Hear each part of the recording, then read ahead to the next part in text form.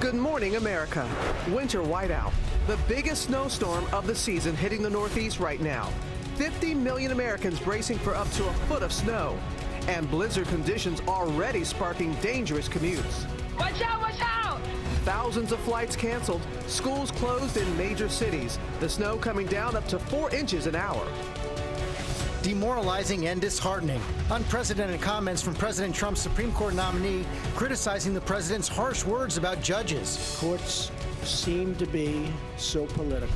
As Trump lashes out at Nordstrom, taking aim at the retailer for dropping daughter Ivanka's fashion line. Will this start a chain reaction?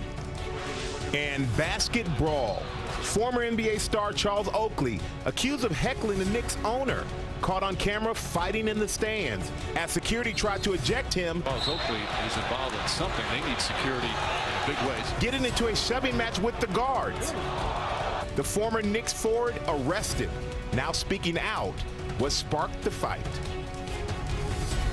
Live in Times Square, this is GMA with Robin Roberts, George Stephanopoulos, and Michael Strahan.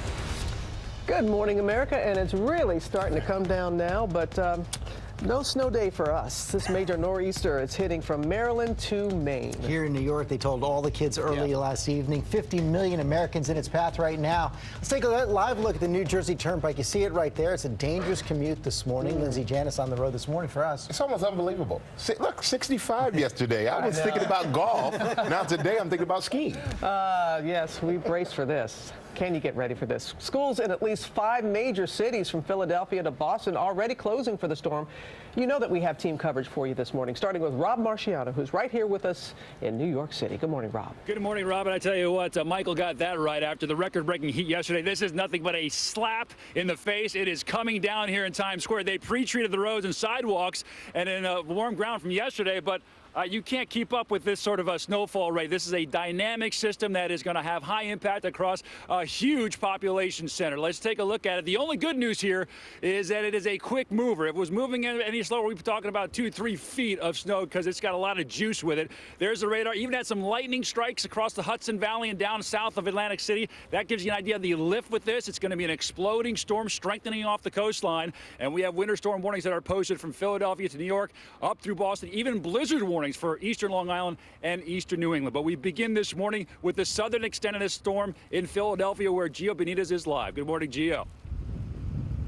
Hey, Rob, good morning to you. I got to tell you, you can just see these gusts, these winds are really pushing this snow. It's coming down hard, it's coming down fast here in snowy Philadelphia. And just take a look behind me, that mountain of salt there, there's 107,000 tons of salt. Plows are loading up with it to take on this storm. This morning, a major winter storm slamming the East Coast. 50 million Americans caught right in the crosshairs. The crippling whiteout and white-knuckle conditions causing a messy morning commute. That powerful storm system taking its toll from Nebraska to Ohio, now barreling up the East Coast. Icy roads were to blame for this massive 55-car pileup in Massachusetts, bringing traffic to a standstill. My car got hit by another vehicle as I was spinning. And this crash near Boston, where one man was killed after a driver lost control on the slick streets. It was all full black ice, couldn't control the car. And watch as this car slips and slides down a sheet of ice. Watch out, watch out! Uncontrollably bouncing off cars. Very nerve-wracking having my son in the back seat. A far cry from the record spring-like temperatures in the east just 24 hours ago. Now residents in Philly, New York, and Boston trying to dig out. And what makes this storm worse here in Philly is that this actually started as rain, which means they couldn't use all of that salt here in Philly to pre-treat the roads because it would just all wash away. So now these plows have to go out there and try to treat these roads after the fact. It just means you have to be very, very careful on these roads. George? It is going to be a messy morning. Okay, Gio, thanks. The storm, of course, is hitting the Northeast at rush hour, creating all kinds of hazards. And ABC's Lindsay Janice right in the middle of it on the New Jersey Turnpike. Good morning, Lindsay. Good morning, George. The National Weather Service says travel is not, I repeat, is not recommended this morning in this area because of the heavy snow. And you can see why. Have a look at this. The conditions are pretty bad. Visibility is low. You've got snow blowing across the roadway. This is what accumulation of 2 to 4 inches an hour looks like. It's starting to accumulate quite heavily on the roads right now. We can hardly see which lane we're in. My producer here is from California, so I'm nervous with him driving, but it's not a good situation out here. It looks like a country road, and here it is, a major highway. Well, better him driving than you right now, Lindsay. But in the meantime, it does seem like the road is pretty empty there, so people are taking the advice of the officials. There's certainly less traffic than normal, but we have seen some commuters headed into the city. A lot of heavy trucks out here. A reported 6 accidents already this morning on the New Jersey Turnpike. We saw one of them. Everybody's moving pretty slowly. It's a dangerous commute out here this morning, George. Okay, be careful out there, Lindsay. Everybody be safe out there, yeah. And we're going to go from the roads to the runway. The airlines are delaying and canceling thousands of flights this morning. Adrian Banker is at Boston's Logan Airport. And good morning, Adrian. Good morning to you, Michael. Yeah, I have a smile on my face. I can't speak for the passengers behind us here. Some of the last to get out on some of the last flights out of Boston Logan International Airport. 65% of canceled flights coming out of the airport and into the airport. But check out all these red cancellation notices. It's not just happening here, but all over the country. About 2,700 flights, 2,778 to be exact, all across the U.S. will not take off today. Compare that to a normal day, only 100 usual cancellations. Our flight was canceled from LaGuardia to Boston last night. Now, thankfully, we were able to get on a delayed JetBlue flight. That was good news. But that's not what a lot of people are going to be facing today. In fact, JetBlue, one of the hardest hit airlines all across the country, especially the Northeast here in Pittsburgh. We know that they have tried to do everything they can to clear the tarmac and the runways there. They have this giant snowblower in Pittsburgh to try to do that. But many people are going to be out weathering the storm, and some people are just going to have to stay home. Michael? So, Adrian, if you're supposed to fly today, should you stay at home, or do you have to worry about losing your money? You know what? Thankfully, a lot of the airlines, including 11 major airlines, Hawaiian, the latest to add to the list, they are making sure that people get their money back. In fact, they are giving people vouchers so that those change fees are waived. Many times the fare difference will also be waived, but you want to call your airline. In fact, many of them have differing policies, so you only have days to get that ticket and actually use it once the snow rolls through. Michael? All right, thank you, Adrian. And Rob, you made it back in, my friend. It's much warmer and drier inside here for sure. The winds are just howling outside, and those are going to continue to pick up as this storm continues to develop off the coastline here.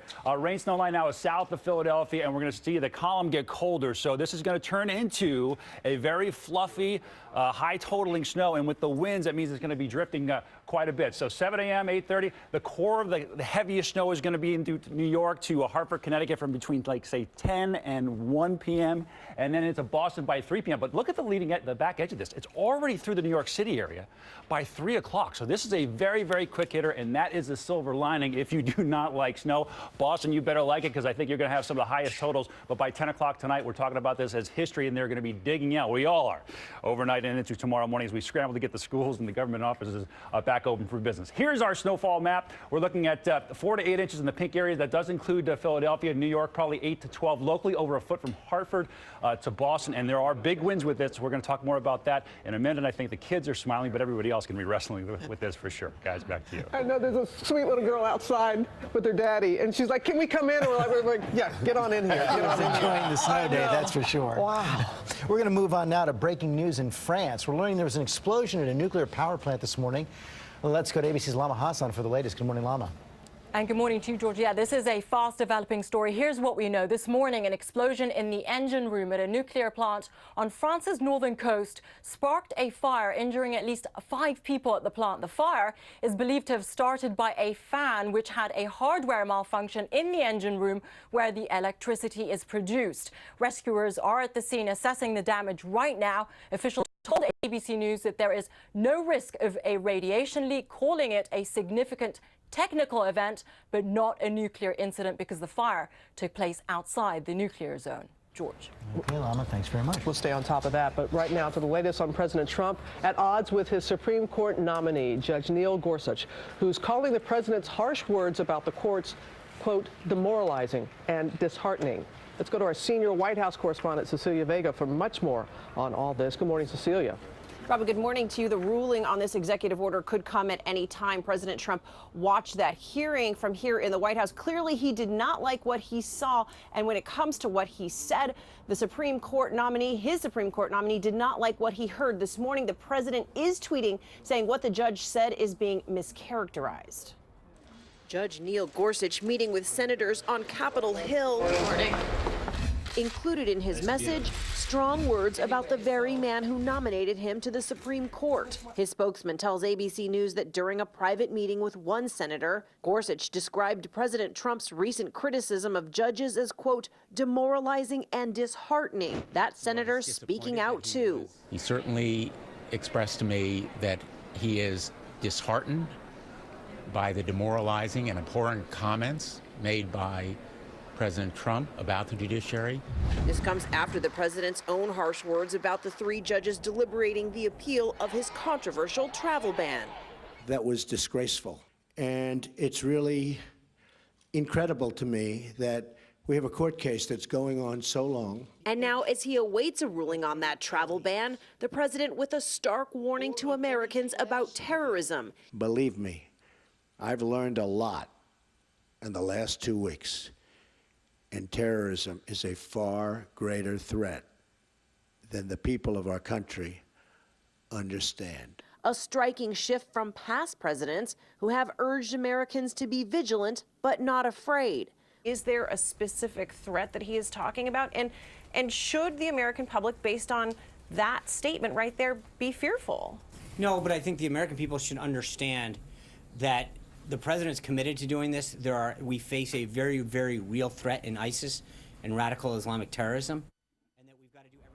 Now, the reaction from the White House to Judge Gorsuch's criticism of the president, they seem to be taking this in stride. The president has said that he wants his nominees to feel free, like they can express themselves. George, that seems to be what's happening in this case. Except for the president in that tweet.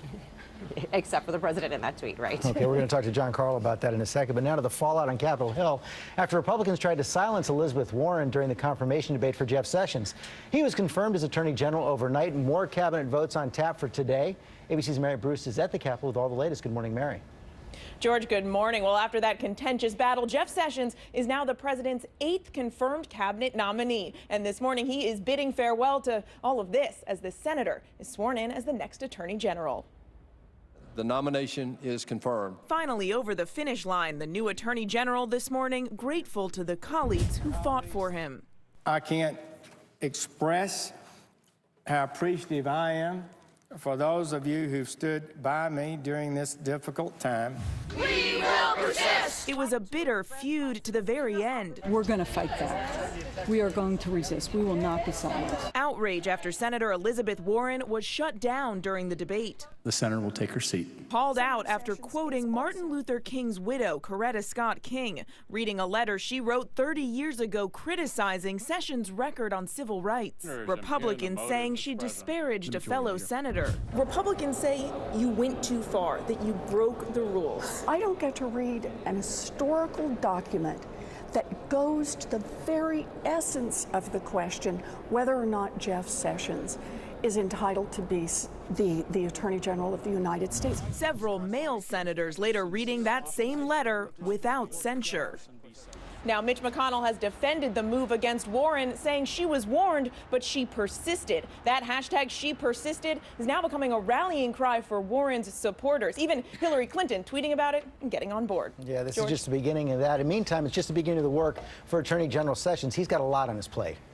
Yeah, straight out of the gate, he is facing a host of challenges, including questions about the president's travel ban and investigations into Russia's hacking. George? Okay, Mary Bruce, thanks very much. Let's talk now to our chief White House correspondent, John Carl, here this morning. And I want to put up this tweet just a few moments ago from the president. He said, Senator Richard Blumenthal, who never fought in Vietnam when he said for years he had, major lie, now misrepresents what Judge Gorsuch told him. Now, this is a little surprising because White House officials, as Cecilia said yesterday, have been saying, well, they all knew this was coming from Judge Gorsuch. They expected it. Yeah, so So let me tell you what I know, which is White House senior staff clearly knew this was coming. In fact, they even knew the words that Gorsuch was going to use. They knew that going into these meetings with Democrats, one of the first questions he would be asked would be on Trump's attacks on the judiciary. This was his response.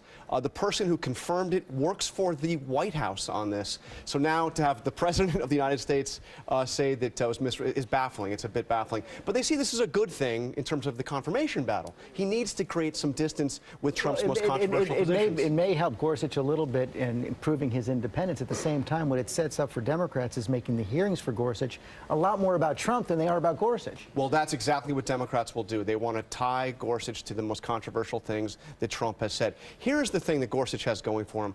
There's a split among conservatives, judicial conservatives, over how active the judiciary should be in reining in executive power. Gorsuch stands at the end of the spectrum that says the judiciary needs to be quite active in reining in abuse of the executive branch. And so, you know, this allows him to say, look, if Trump crosses the line, I'm not going to be afraid to stand against him. We've seen things like this with President Trump before. Remember in the vice presidential search, he seemed to pull back at the last minute from Vice President Pence. It's hard to imagine how he's going to take seeing these confirmation hearings, seeing Judge Gorsuch, if indeed he follows through on what he said yesterday, publicly distancing himself from the president. Yeah, I mean, certainly the president's top advisors are fine with this. They see this as actually an effective strategy to get him confirmed, which is the goal. But it's going to be interesting to see how it plays out with the president himself. John Carl, thanks very much. All right, thank you, Jordan. From one brawl to another, this one caught on camera at last night's New York Knicks game. Former forward Charles Oakley seen getting into a physical altercation with security guards, and Jesse Palmer's here with more. Good morning, Jesse. Good morning, Michael. That's right. You take a team with a losing season, then add fans blaming the owner, and then top it off with a former player ejected from the stands and charged with assault, and you have mayhem at Madison Square Garden. He was one of the most physical players in NBA history. Oakley in his face. And this morning, former New York Knicks Charles Oakley is making headlines again at Madison Square Garden. Everybody looking over there. Apparently there's a Charles Oakley over there, Mike. But this time, it's for causing a melee off the court. Charles Oakley is involved in something. They need security in a big way. The 53-year-old suddenly ejected from his seat while watching the Knicks-Clippers game by a swarm of security. The Knicks claim Oakley was ejected after making negative comments to Knicks owner James Dolan. Oakley and the Knicks organization have not seen eye to eye recently. But Oakley, who has been charged with 3 counts of assault, adamantly denies the Knicks allegations, saying he was simply there to support the team. And I'm like, I've been here 4.5 minutes. I'm a Knicks fan. Played here for 10 years. I love the Knicks. I love New York. This is my heart.